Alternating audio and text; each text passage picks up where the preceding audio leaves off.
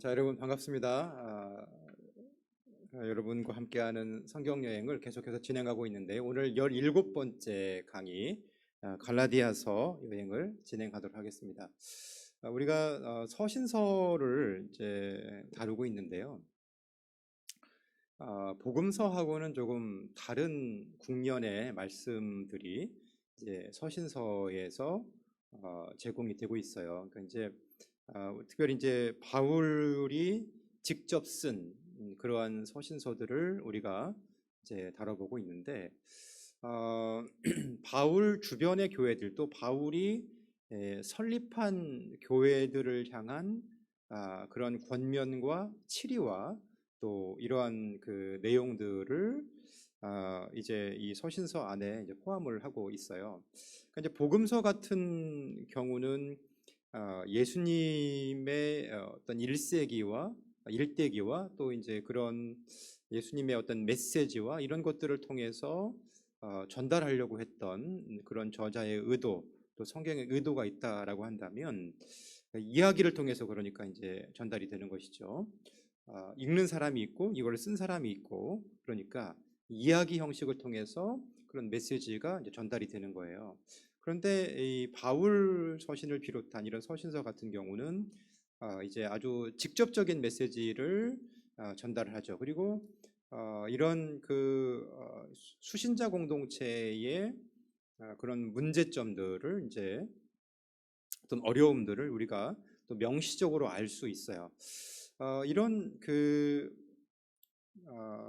수신 공동체들 또 바울의 서신들에 언급되어 있는 그런 내용들을 이렇게 살펴보다 보면 이게 이제 그 은혜로운 말씀들도 많이 있지만 또 우리에게 힘을 주고 생명을 주는 그러한 격려의 말씀들도 많이 있지만 그러나 이 공동체의 상황, 달리 말하면 이제 교회의 상황들을 우리가 어쩔 수 없이 살펴보게 되는데 그 교회의 상황들이 굉장히 좀 어렵고 그리고 또 때로는 균열이 가 있기도 하고 때로는 이제 외부로부터의 어떤 공격을 받기도 하는 그런 아주 그 어떻게 보면 투쟁의 상황, 신앙을 지켜내기 위한 그런 투쟁적인 상황이 이 서신서 안에 많이 반영이 되어 있는 것 같습니다.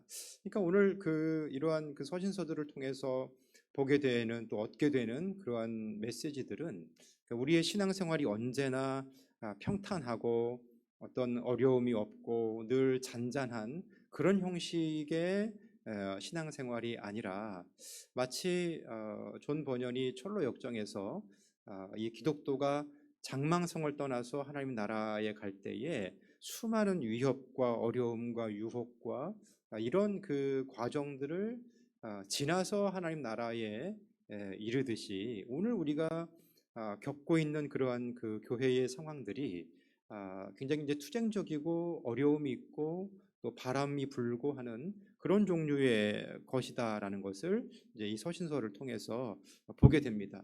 그러니까 믿음이라는 것은 잔잔하게 그냥 유지되는 것이 아니라 이런 그 서신서들을 통해서 보면 싸워서 지켜내는 것이고 애씀으로 힘쓰므로 많은 도전들 앞에서 정말 애쓰고 노력하고 힘써서 이러한 믿음을 지켜내는 것이다라는 것을 볼 수 있어요.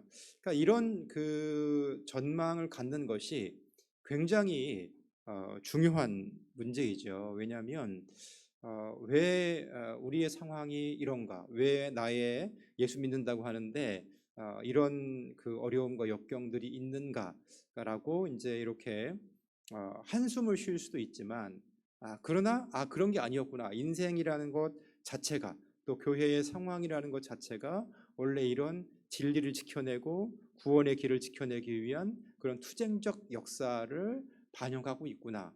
오늘 나의 삶도 별반 다르지 않겠구나. 힘써서 싸워서 그렇게 이겨내야 하고 달려가야 되겠구나. 이런 생각들을 할 수 있기 때문에 그런 전망을 유지하는 것이 굉장히 중요하다고 봅니다. 특별히 이제 이런 오늘 갈라디아서의 여행을 하게 되는데 갈라디아서 여러분 이제 그 말씀을 생각하면 이 말씀이 이제 대표적이죠. 갈라디아서 2장 20절에 내가 그리스도와 함께 십자가에 못 박혔나니 그런즉 이제는 내가 산 것이 아니 오직 내 안에 그리스도께서 사신 것이라. 이제 내가 육체 가운데 사는 것은 나를 사랑하사 나를 위하여 자기 몸을 버리신 하나님의 아들을 믿는 믿음 안에 사는 것이다.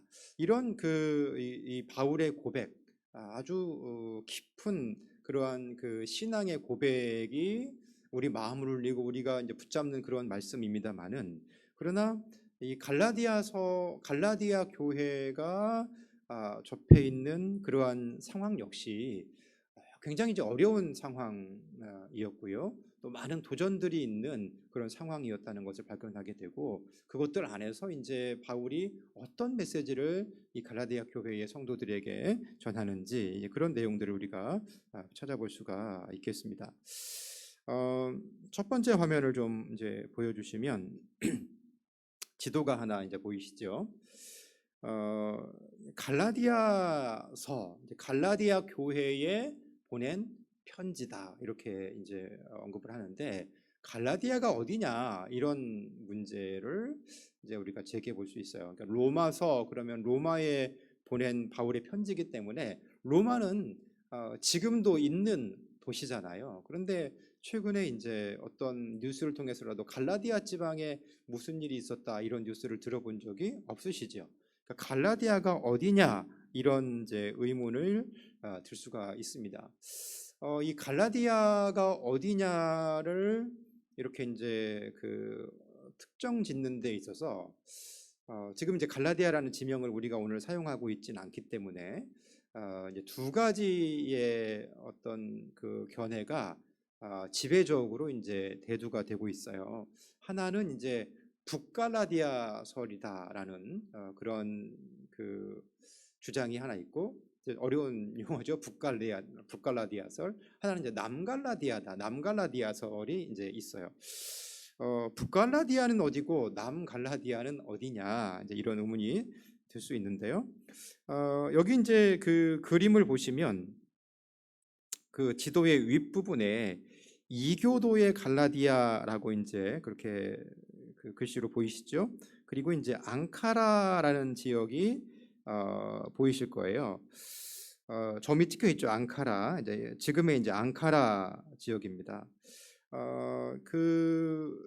소아시아의 중앙부에 위치한 이 앙카라라는 지역인데, 이게 이제 갈라디아의 옛 지명입니다. 이 부분이 갈라디아의 옛 지명이에요. 이 이제 이교도들이 이제 많이 들어와서 살았기 때문에 여기를 이제 속칭으로 부르기를 이제 이교도의 갈라디아다 이렇게 이제 지금의 앙카라 지역 이 부분을 이제 그렇게 부르고 있습니다. 이 지역은요, 여러분 켈틱 쪽이라고 들어보셨죠?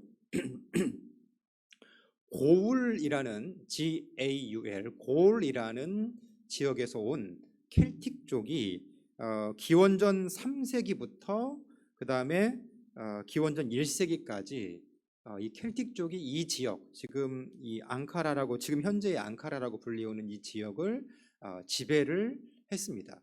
이 켈틱 쪽은 굉장히 미개하고 야만한 그런 민족으로 이렇게 알려져 있지요. 그래서 이 사람들이 어디서부터 왔냐면 고울이라는 그러한 지역에서 왔기 때문에 고울, 갈라디아, 고울 이렇게 좀 발음이 비슷한 측면이 있잖아요. 그러니까 이제 이 고울에서부터 갈라디아라는 지명이 온 겁니다. 고울 출신의 이 켈틱 족들이 이 지역을 다스렸기 때문에 그것으로부터 이 지역을 갈라디아다라고 그렇게 이제 불렀고요. 그것은 현재의 앙카라 지역에 해당이 됩니다. 주전 3세기부터 주전 1세기까지 이런 켈틱 족이 이 지역을 이제 지배를 했지요. 그 후에 아우구스투스 이제가 주전 25년에 이 지역을 이제 로마의 속주로 그렇게 삼았습니다. 그리고 이제 그 지역을 다스렸던 왕은 살해되었고, 또 그 지역의 어떤 그 문화와 영토를 보존하는 것이 로마에 의해서 허락되지 않았어요. 완전히 이제 로마화되고 문명화된 그런 지역입니다. 그러니까 이 지역, 북쪽에 있는 이 지역 지금 현재 앙카라 지역이 갈라디아다. 이런 주장이 이제 북갈라디아설이 되겠고요. 그 지도에 이제 두 번째 그림을 좀 보여주시면, 다른 한쪽에 이제 그 보시면 이고니온, 루스드라, 더베, 이렇게 이제 이런 그 도시들이 있죠. 그것이 보이시죠? 이고니온, 루스드라, 더베. 자, 이 지역을 통틀어서 이제 로마의 속주로서, 그러니까 아, 그 로마가 이제 그 통치 단위를 묶잖아요. 이렇게 묶는데 그 묶음의 하나의 통치 단위로서 이 지역을 갈라디아 주라고 불렀습니다. 이 지역을 갈라디아 주라고도 불렀어요. 그러니까 이쪽 지금 이제 이고니온과 루스드라, 더베 이 지역을 포함한 지역을 뭐라고 불렀다고요? 그 지역을 갈라디아다 이렇게 불렀어요. 그래서 이게 이제 그 위쪽에 있는 앙카라에 비해서는 남쪽에 위치를 해 있죠. 남쪽에 위치를 해 있죠. 그래서 이제 이 지역을 이 지역에 있는 교회들에게 이제 바울이 편지를 보낸 것이다라고, 그래서 이 지역을 이제 남갈라디아라고 하고 남갈라디아설이다 이렇게 이제 주장을 하고 있습니다. 그 사도행전 16장 6절을 보면요, 이제 갈라디아가 언급이 돼요.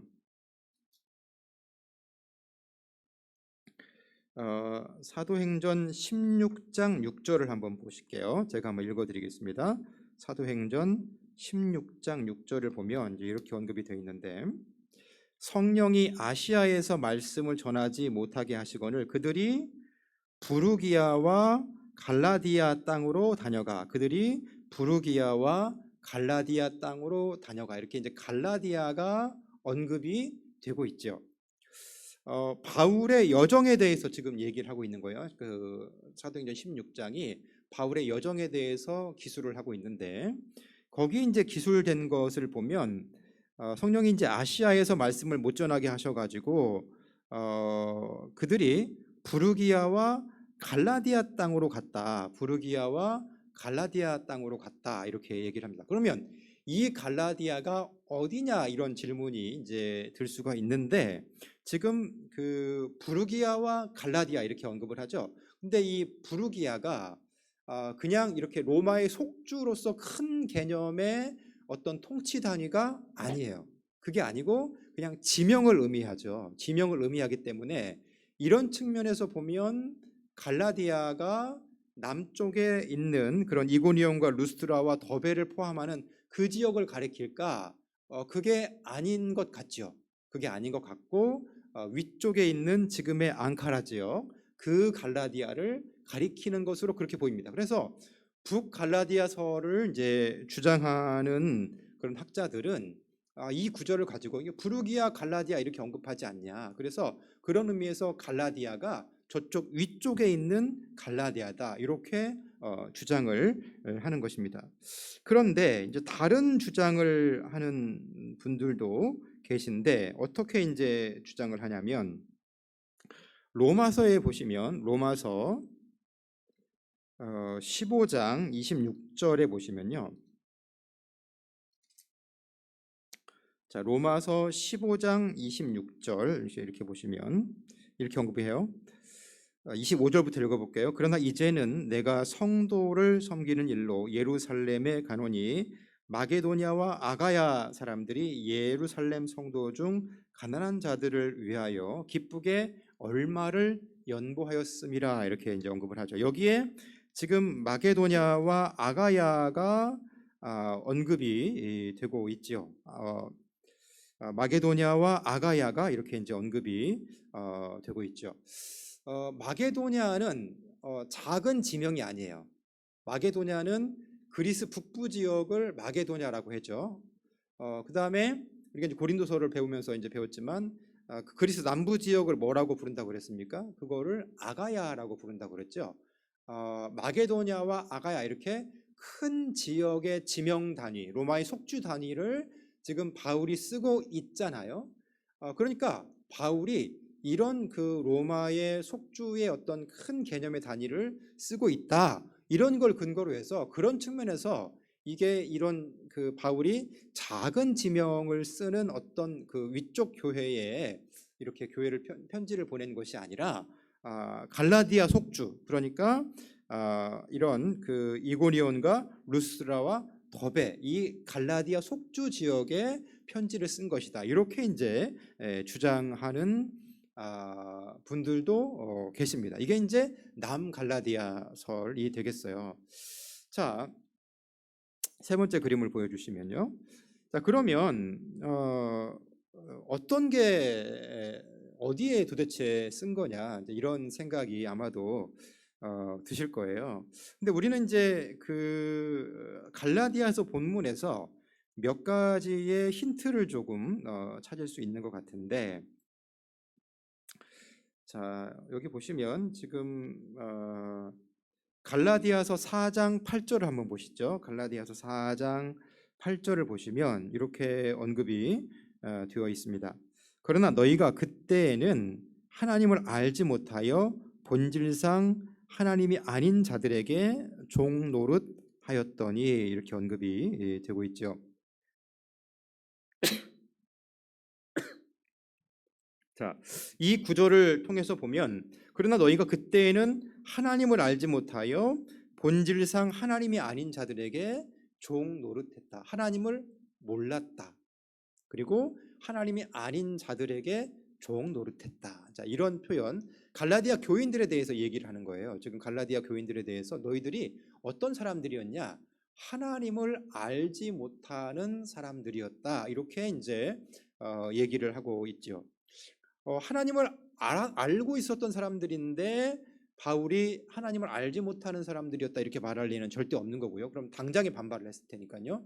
그런 건 아니겠고 정말 하나님을 알지 못했던 사람들이었을 거예요. 그렇다면 이들이 갈라디아 교회의 사람들이 유대인이었을까요? 이방인이었을까요? 어떻게 생각하십니까? 이방인이었을까요? 유대인이었을까요? 이방인이었겠죠. 이 갈라디아 교회의 사람들은 대부분이 이방인이었습니다. 이방인이었죠. 이방인이었어요. 이것이 이제 저는 아주 이제 이게 북쪽에 있는 갈라디아를 의미하는 거냐, 갈라디아가 남쪽에 있는 갈라디아를 의미하는 거냐라고 그랬을 때에 이 부분이 이게 중요한 힌트가 된 것 같아요.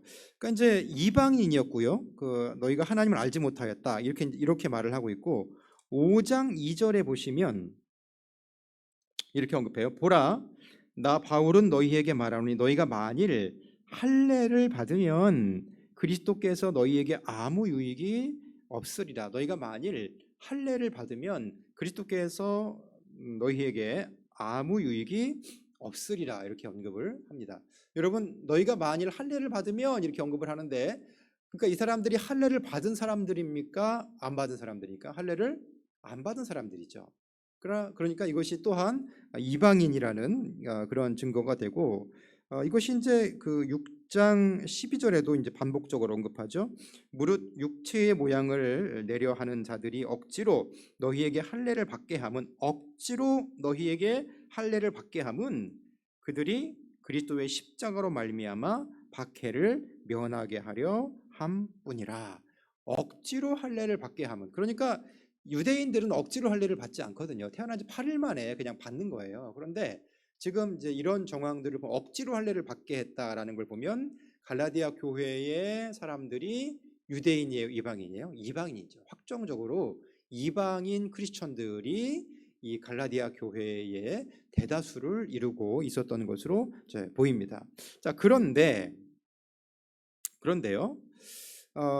이제 만약에 이제 그러니까 이제 이 갈라디아 교회에는 유대인들이 대다수를 차지하거나 유대인들이 많이 있거나 뭐 그런 교회가 아니라는 거예요. 그런데 이제 문제는 뭐냐면 사도행전에서 언급된 그 바울의 행적을 보면, 예를 들면 사도행전 13장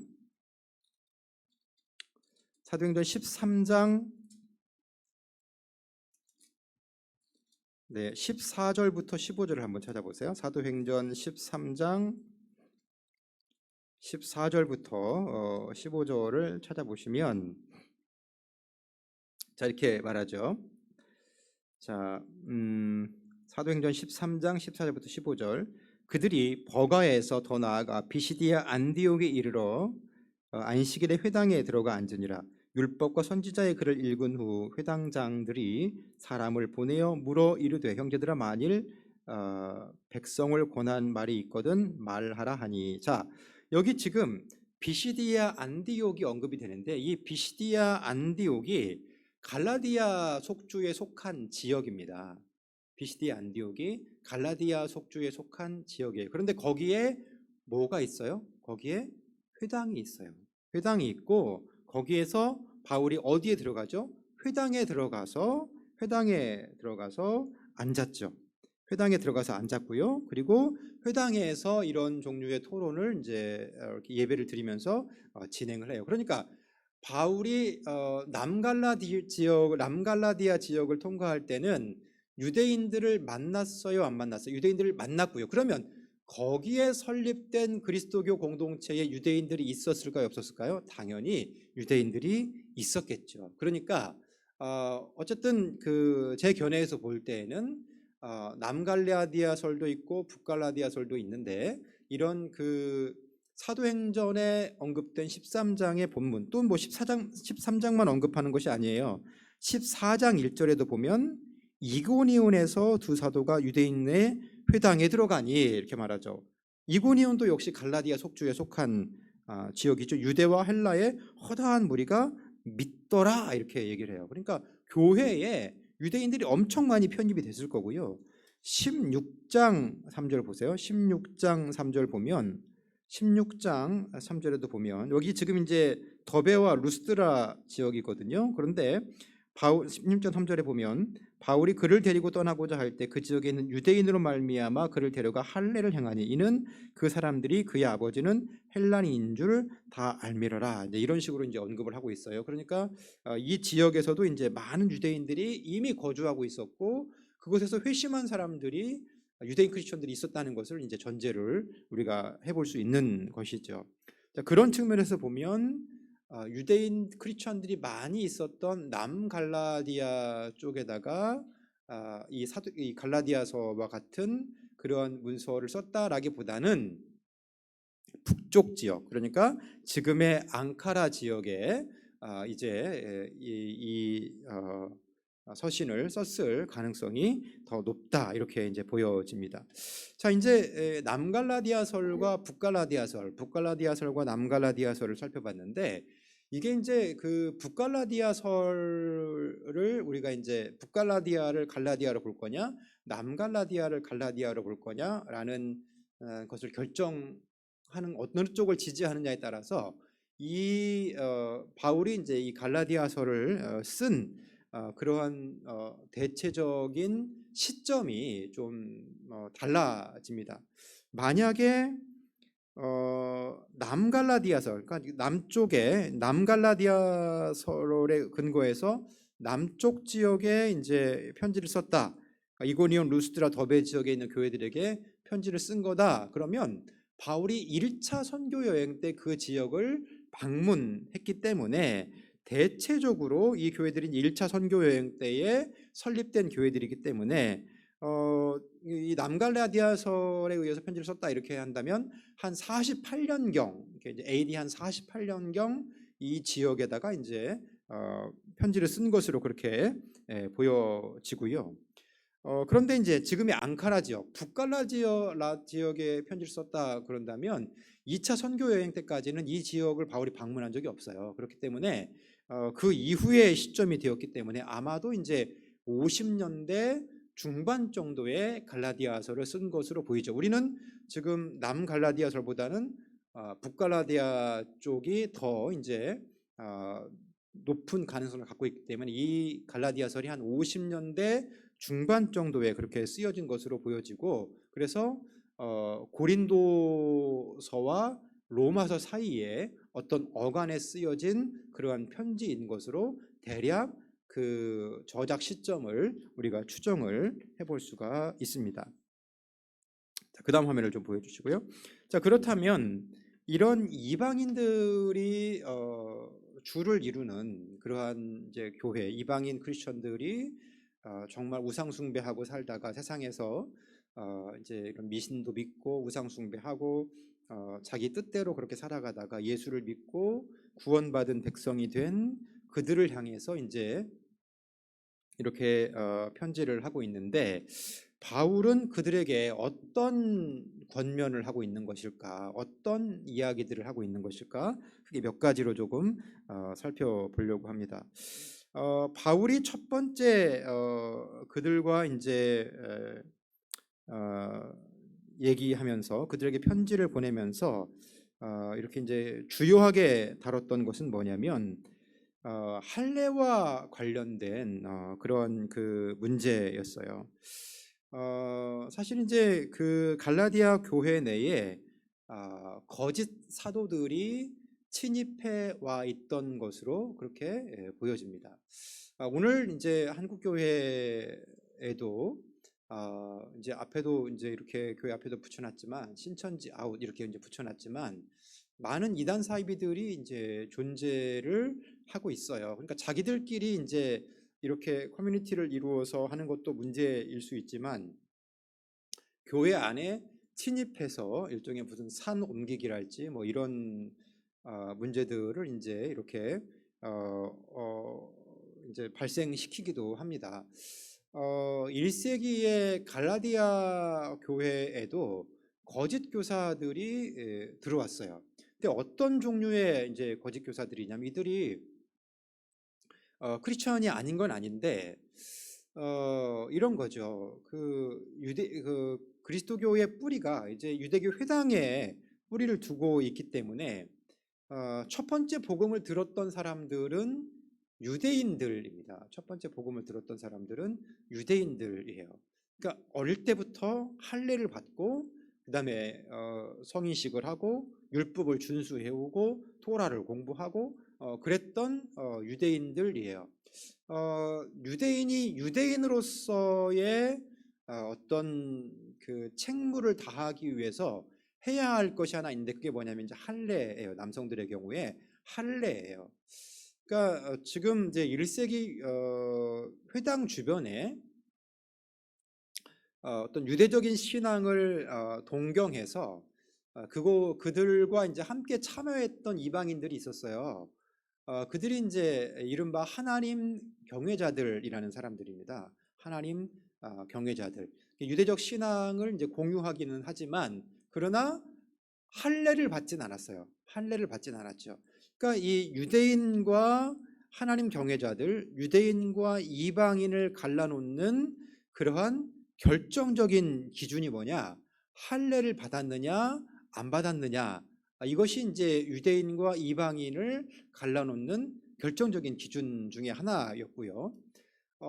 유대인으로서의 삶을 살아가기 위해서 이제 할례를 무조건 받아야만 했죠. 그렇게 이제 어릴 때부터 살아온 거예요.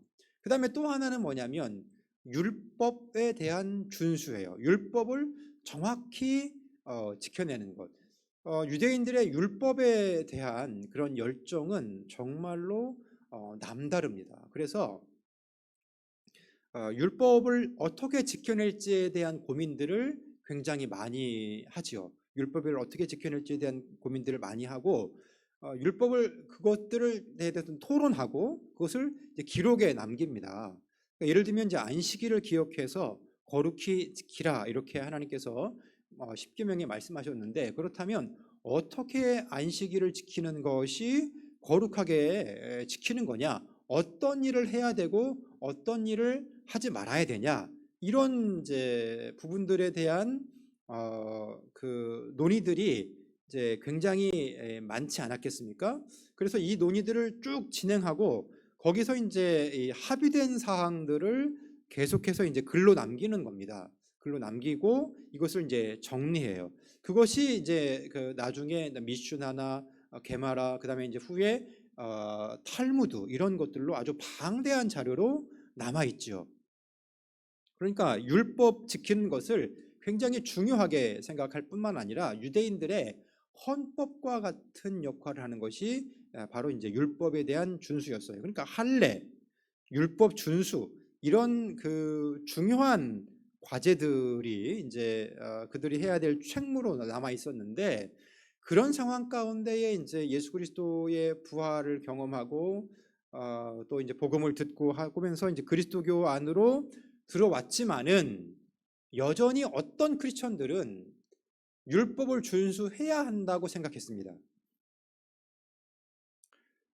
할례를 받아야 된다라고 생각을 했습니다. 아니 율법을 준수하는 게 뭐 문제야 이렇게 생각하실 수 있으시죠. 그러니까 우리도 하나님 말씀을 지키듯이 율법을 준수하는 게 무슨 문제야 이렇게 생각하실 수 있지만 그런 것을 넘어선 거예요. 그러니까 말씀대로 살아가려는 노력 이 정도가 아니라 율법을 온전히 준수함으로써 구원받을 수 있다 이렇게 생각을 한 거죠.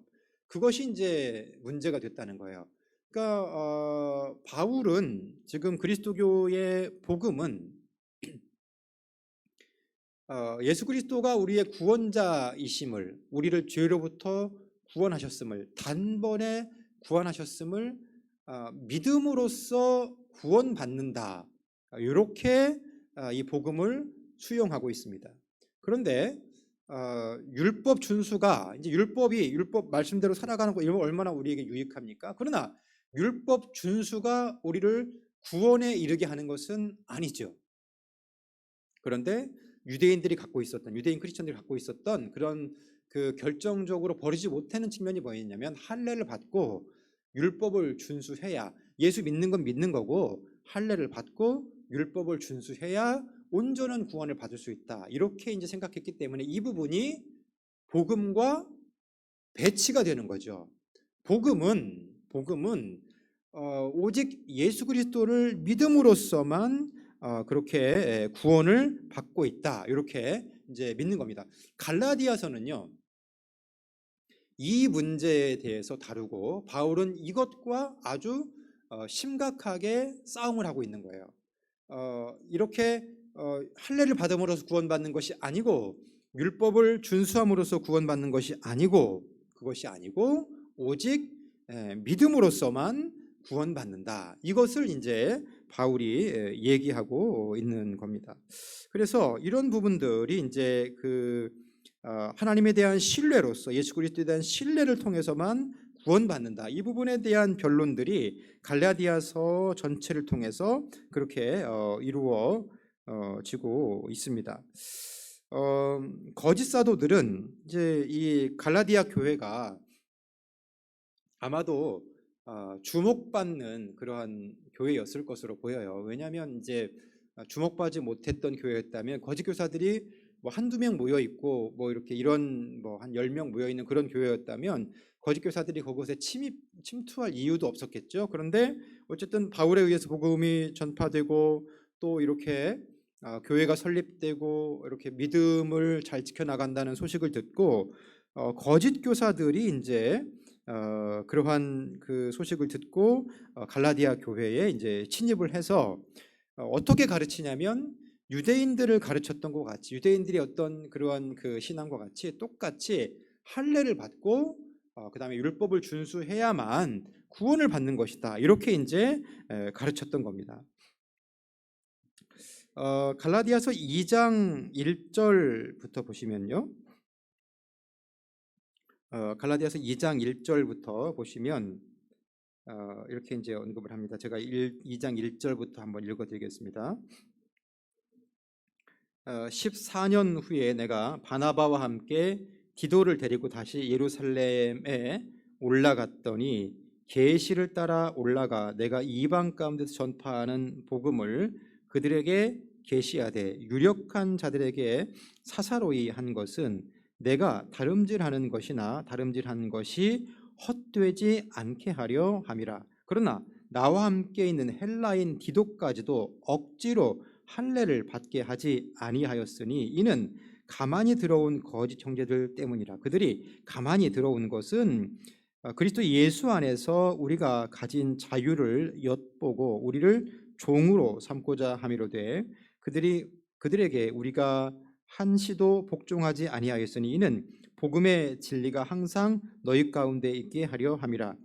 유력하다는 이들 중에 본래 어떤 이들이든지 내게 상관이 없으며 하나님은 사람을 외모로 취하지 아니하시나니 저 유력한 이들은 내게 의무를 더하여 준 것이 없고 도리어 그들은 내가 무할례자에게 복음 전함을 맡은 것이 베드로가 할례자에게 맡음과 같은 것을 보았고 베드로에게 역사하사 그를 할례자의 사도로 삼으시니가 또한 내게 역사하사 나를 이방인의 사도로 삼으셨느니라. 네, 이렇게 이제 언급을 합니다.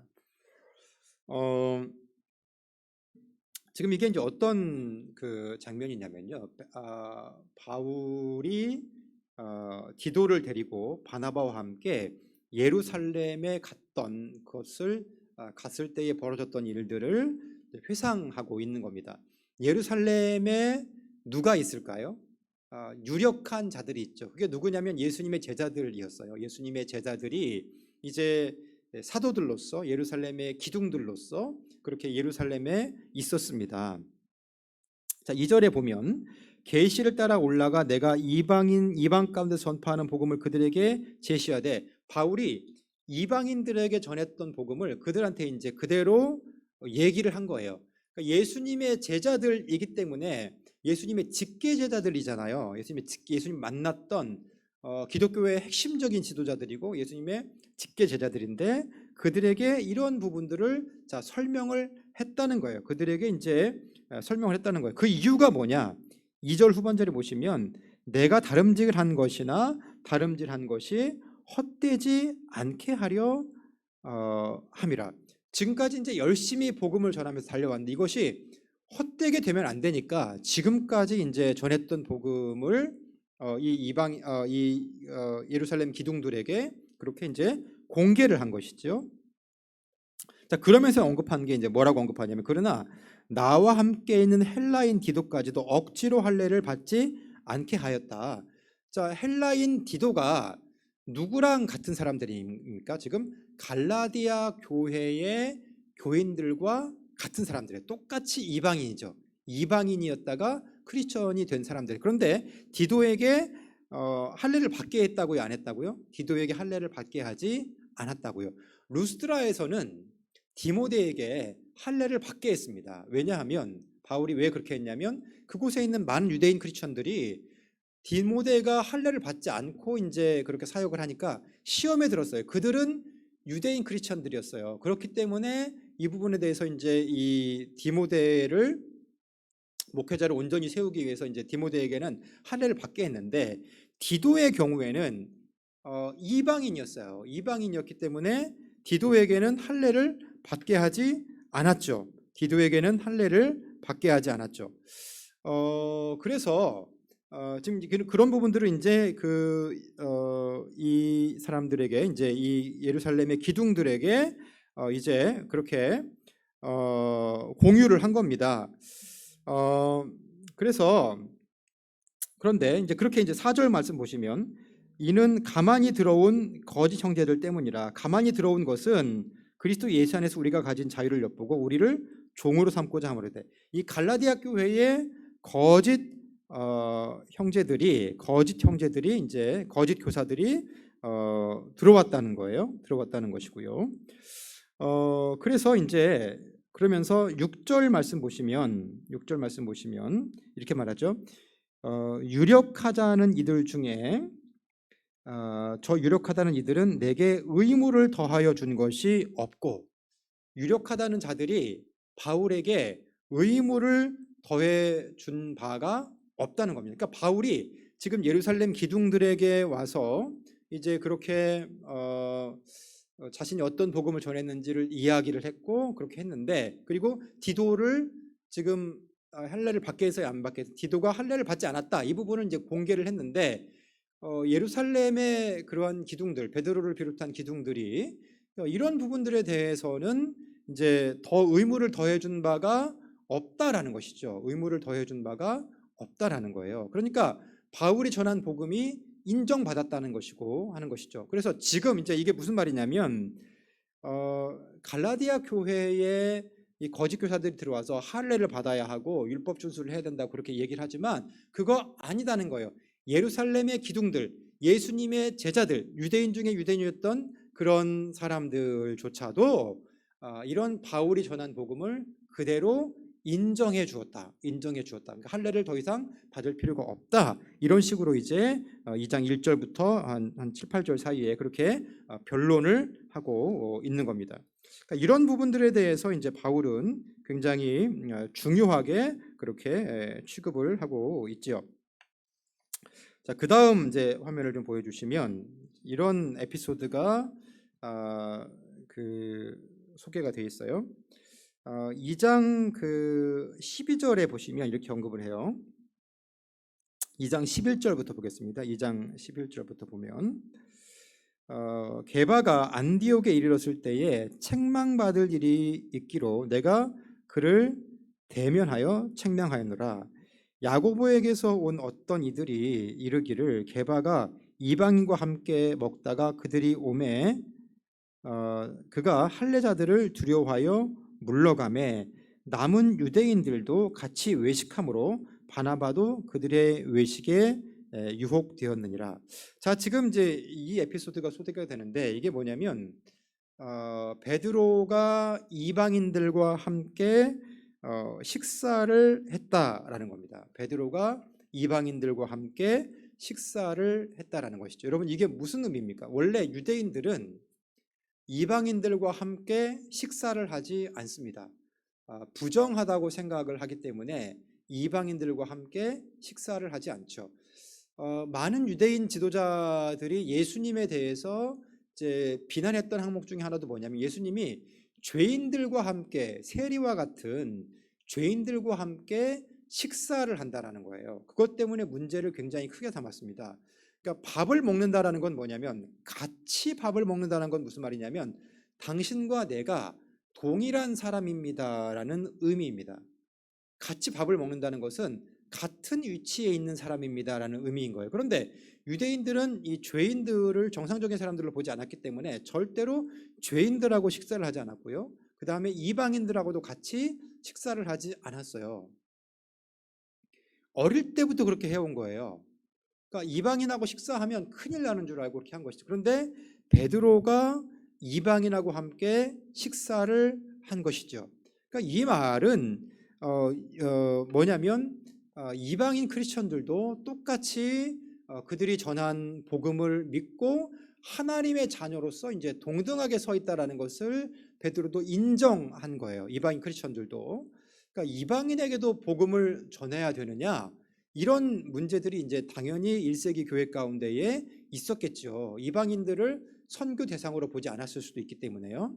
왜냐하면 그들은 하나님이 택하신 그러한 선민들 아닙니까? 그렇기 때문에 이 복음을 들었을 때에도 이 복음이 자신들에게만 위한 그런 복음이라고 생각했을 수도 있는데 지금 이제 그 지경이 넓어진 거죠. 이방인들에게도 성령께서 역사하시고 또 이방인들도 예수를 믿고 구원자가 되는구나. 그렇기 때문에 동일하게 이제 이렇게 이제 베드로가 이방인들과 함께 식사를 하게 된 거예요. 그런데 지금 이제 문제는 뭐냐면 2장 12절에 보면 이렇게 말하죠. 야고보에게서 온 어떤 이들이 이르기 전에 게바가 이방인과 함께 먹다가, 그러니까 게바가 이방인과 함께 먹었어요. 그런데 그들이 오매 그가 할례자들을 두려워해서 물러가며 이거 도망갔다는 겁니다.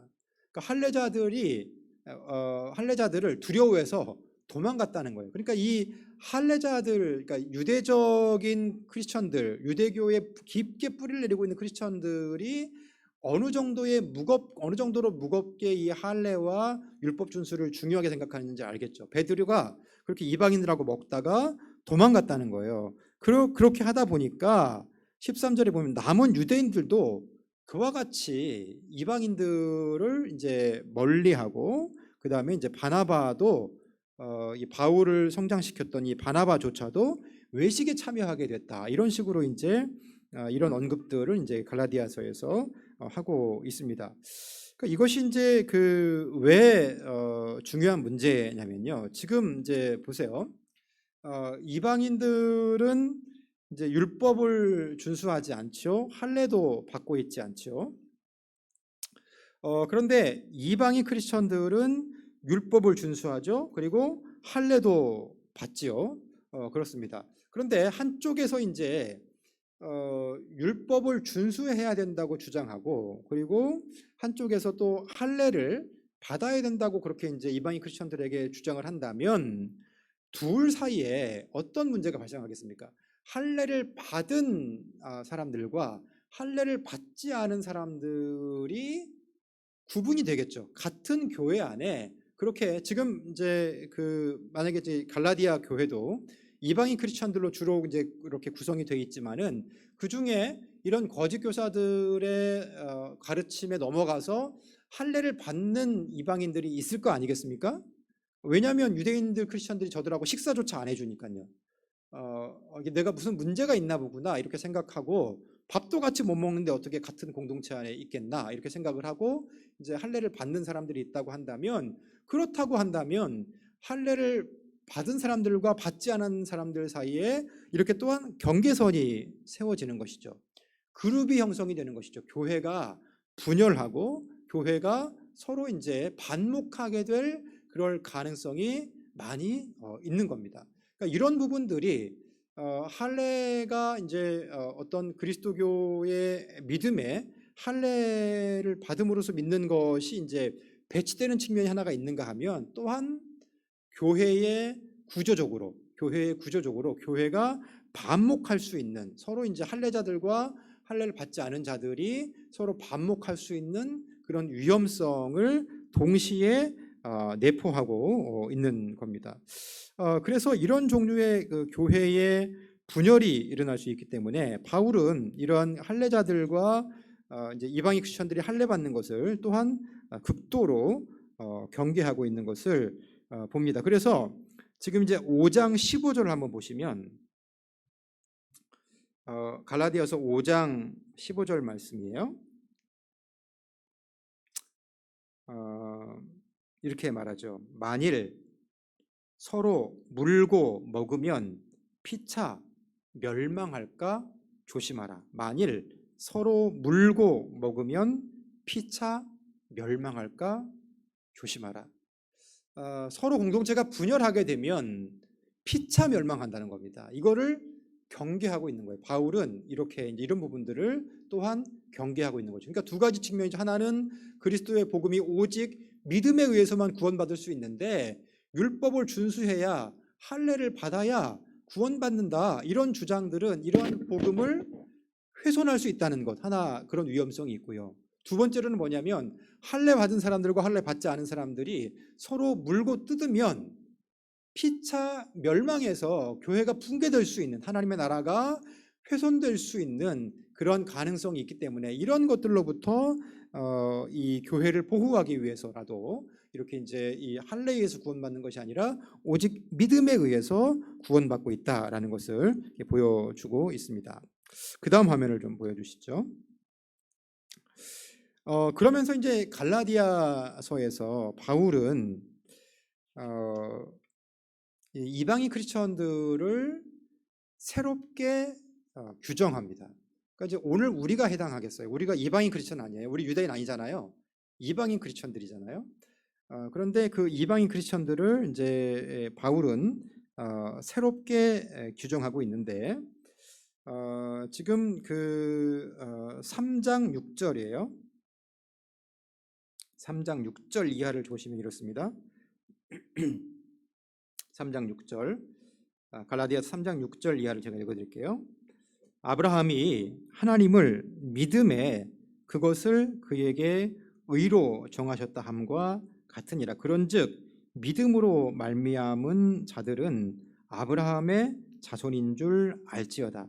또 하나님이 이방을 믿음으로 말미암아 의로 정하실 것을 성경이 미리 알고 먼저 아브라함에게 복음을 전하되 모든 이방인이 너로 말미암아 복을 받으리라 하였느니라. 그러므로 믿음으로 말미암는 자는 믿음이 있는 아브라함과 함께 복을 받느니라. 아멘. 이렇게 말씀하죠.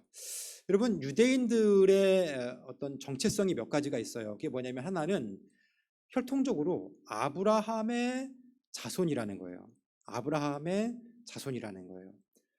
그리고 두 번째는 뭐냐면 자신들의 메시아는 다윗 왕과 같은 자여야 된다. 이런 이제 그러한 정체성에 대한 몇 가지 명제들이 있어요. 그리고 그들의 스승은 모세여야 된다. 모세다. 이런 그 몇 가지 정체성이 있거든요. 근데 이제 그들이 혈통적으로 누구냐? 그들은 아브라함의 자손이라고 그렇게 생각을 합니다. 여러분, 이방인 크리스천들이 아브라함의 자손입니까? 절대로 혈통적으로 아브라함의 자손이 아닙니다. 우리가 아브라함의 자손입니까? 절대로 아브라함의 자손이 아니죠. 그런데 바울은 아브라함의 자손을 새롭게 규정하고 있어요. 뭐냐면 6절 말씀이죠. 아브라함이 믿음에 그것을 그에게 의로 정하셨다 함과 같으니라. 아브라함이 어떻게 의롭게 되었는가? 그가 할례 받았기 때문에 의롭게 됐는가? 그가 율법을 준수했기 때문에 의롭게 됐는가? 그게 아니라는 거죠. 유대의 민족이 형성되기도 전에, 그 민족이 형성되기도 전에 하나님이 아브라함을 의롭다고 여기셨어요. 유대 민족은 그 애굽에서 400년간의 그런 그 생활을 하면서 그렇게 민족이 형성된 거 아닙니까? 아브라함과 이삭과 야곱 이후에 그렇게 형성된 거 아니에요? 그런데 그 훨씬 이전에 아브라함이 어떻게 의로워졌는가? 하나님을 믿음에 그것을 의로 여겼다라는 것이죠. 자, 그래서 그러면 누가 아브라함의 자손이냐? 도대체 누가 아브라함의 자손이란 말인가? 단순히 혈통적으로 유대인이기 때문에 그것 때문에 아브라함의 자손인가? 그렇지 않다는 거죠. 7절 말씀해 보면 그런즉 믿음으로 말미암은 자들은 아브라함의 자손인 줄 알지어다. 율법이 아니고 할례가 아니고 예수 그리스도를 구원자로 믿는 자들, 믿음으로 말미암은 자들이 아브라함의 자손이라는 거죠. 그러니까 오늘 이 말씀을 듣고 있는 여러분, 우리가 이방인들이지만 대부분이 이방인들이지만 우리가 아브라함의 자손입니까 아닙니까? 이 갈라디아서의 말씀에 따르면 우리는 아브라함의 자손입니다. 예수를 구원자로 믿고 하나님을 아버지로 섬기는 우리는 아브라함의 자손이에요. 그래서 이제 이 8절 말씀에 이렇게 변론하죠. 하나님이 이방을 믿음으로 말미암아 의로 정하실 것을 성경이 미리 알고 먼저 아브라함에게 복음을 전하되 모든 이방인이 너로 말미암아 복을 받으리라 이렇게 말씀했다. 그러므로 9절 말씀이에요. 그러므로 믿음으로 말미암은 자는 믿음이 있는 아브라함과 함께 복을 받느니라. 여러분, 아브라함이 얼마나 큰 복을 누렸습니까? 100세의 자녀를 얻게 됐고요. 또 그의 부유함이 말로 다 못하고요. 일생 가운데에 하나님이 그를 보살피시고 일생 가운데에 하나님이 그를 인도하시고 이 죽음의 순간까지도 하나님이 그를 영화롭게 하신 것이 말로 다 못할 정도의 큰 복을 아브라함이 누렸죠. 오늘 우리가 아브라함의 자손이에요, 아니에요? 우리가 아브라함의 자손입니다. 믿음으로 말미암는 우리가 오늘 아브라함의 자손이에요. 아브라함의 자손에게 주신 혜택이 있어요. 그것은 뭐냐면 아브라함과 함께 복을 받는다는 거예요. 아브라함의 복이 우리의 복이 될 수 있습니다. 여러분, 예수 믿는 것이 왜 축복인가? 예수 믿는 것이 왜 축복인가? 우리가 이방인이지만 예수 믿고 구원받은 자로 살아가는 것이 왜 축복인가? 아브라함이 일생 가운데 누렸던 그 복을 오늘 우리도 누리면서 살아갈 수 있다는 겁니다. 이것이 복음의 능력이에요. 한 사람의 인생을 통째로 이렇게 바꿔놓을 수 있는 것이죠. 복음 안에서 순식간에 예수를 믿음으로 말미암아 우리가 하나님의 자녀가 되고 구원받은 자가 됨으로써 아브라함의 자손이 될 뿐만 아니라 우리가 아브라함의 복을 오늘 누릴 수 있다라는 겁니다. 자, 여러분, 그렇기 때문에 바울이 왜 이렇게 심각하게 갈라디아 교회에서 투쟁했을까? 왜 믿음을 지켜내기 위해서 투쟁했을까? 왜 율법 준수에 의해서 되는 것이 아니고, 왜 할례 때문에 그런 것이 아니고, 구원받는 것이 아니고, 왜 믿음에 의해서 구원받는 것이라고 그렇게 심각하게 얘기하면서 투쟁하면서 그렇게 강력하게 주장을 했을까? 결국 이것이 아니면 이방인들은 복을 받을 방법이 없습니다. 이것이 아니면 이방인들은 구원에 이를 방법이 없는 거예요. 그렇기 때문에 이런 부분들을 바울이 애써서 지켜내고 있는 것이죠. 여러분, 아브라함의 자손이십니다. 그런 복들을 예수 그리스도 안에서 정말로 풍성하게, 우리가 아브라함의 자손이라는 것을 기억하고 정말로 풍성하게 아브라함이 누리셨던 그 복들을 누리시기를 바라요. 오늘 나의 상황이 어떻든지 간에 하나님을 기대하십시오. 하나님을 기대하시고 하나님의 자녀로서, 아브라함의 자손으로서 그렇게 살아간다면 하나님이 우리에게 반드시 부어주시는 그런 하늘의 복, 아브라함에게 부어줬던 그런 복과 같은 복이 있을 거라고 확신합니다. 그럼 이런 생각이 들 수 있어요. 다음 화면 보여주시면 마지막으로 이런 질문이 들 수 있죠. 율법은 그러면 도대체 왜 주어진 것인가? 모세오경은 도대체 왜 주어진 것인가? 이런 이제 의문이 들 수가 있습니다. 율법은 무용한 것인가? 아무 쓸모없는 것인가? 이런 의문이 들 수가 있죠. 갈라디아서 3장 19절과 20절 말씀을 보시면 이렇습니다. 갈라디아 3장 19절과 20절 말씀 보시면 이렇습니다. 그런즉 율법은 무엇이냐? 범법함으로 더하여진 것이라. 천사들을 통하여 한 중보자의 손으로 베푸신 것인데 약속하신 자손이 오시기까지 있을 것이라. 그 중보자는 한 편만 위한 자가 아니나 하나님은 한 분이시니라. 21절. 그러면 율법이 하나님의 약속과 반대되는 것이냐? 그럴 수 없느니라. 만일 능히 살게 하는 율법을 주셨더라면 의가 반드시 율법으로 말미암았으리라. 그러나 성경이 모든 것을 죄 아래 가두었으니 이는 예수 그리스도를 믿음으로 말미암는 약속을 믿는 자들에게 주려 함이라.